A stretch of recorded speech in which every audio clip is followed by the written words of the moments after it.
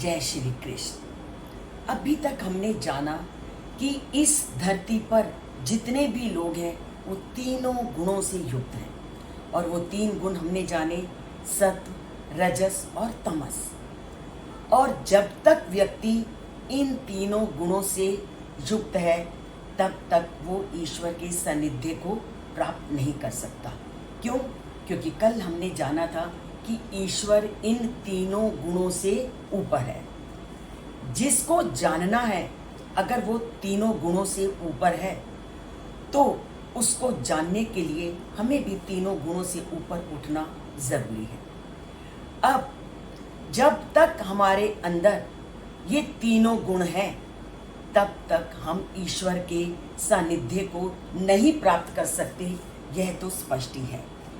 और आज क्या कहते हैं श्री कृष्ण? वो कहते हैं त्रिभी गुणमयी भावैर एवै सर्व इदम जगत, कि ये सारा संसार तीनों गुणों से युक्त है।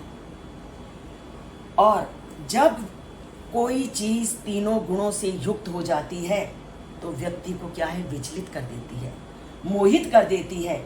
मोहितम ना अभिजानाति।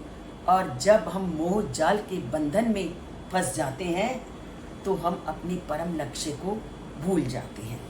तभी वो कहते हैं मामेभ्यः परम अव्ययम, अब मैं अविनाशी हूँ, निर्विकारी हूँ।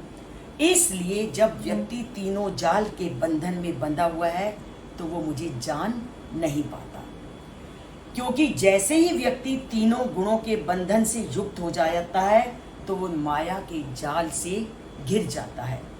और माया ऐसी मोहनी शक्ति है जो व्यक्ति को पथ भ्रष्ट कर देती है। हमारे को जो ये मानव शरीर जिस लक्ष्य की प्राप्ति के लिए मिला है, वह लक्ष्य भूल करके हम दूसरे संसारिकता के जाल में फंस जाते हैं। जब हम माया के जाल में बंध जाते हैं, जब हम संसारिकता के आकर्षण में फंस जाते हैं। तो माया क्या है? मामिन नहीं, यामिन जाने देती। कहाँ नहीं जाने देती?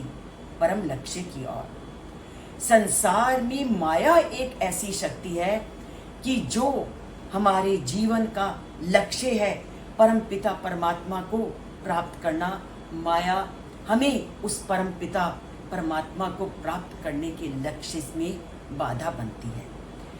तो अगर हमें परम पिता परमात्मा को पाना है तो सबसे पहले हमें इन तीनों गुणों से ऊपर उठना है। क्योंकि ये तीनों गुण मानव को कदम कदम पर मोहित करने वाले हैं। और इन तीनों गुणों से ऊपर उठने के लिए हमें सबसे पहले अपने अंदर सत्व गुण को उत्पन्न करना जरूरी है। क्योंकि सत्व गुण ही हमें बताता है कि वह परम पिता परमात्मा को हम कैसे पाएं।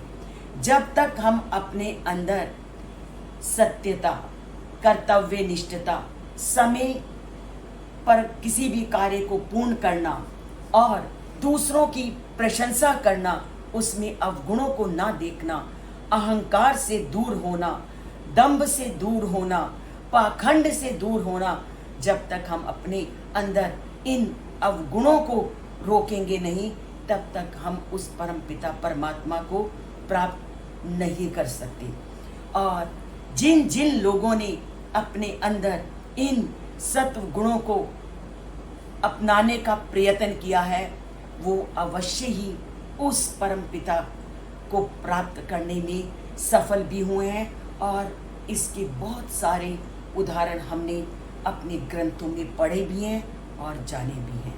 तो चलिए आज से प्रयत्न करते हैं अपने अंदर ईश्वर कथित उन सत्व गुणों को लाने का, हमेशा लोगों में अच्छाइयों को ढूंढने का, बुराइयों से बचने का, कर्तव्य पालन का और लोगों के अवगुणों को ना देख करके गुणों को देखने का। जय श्री कृष्ण।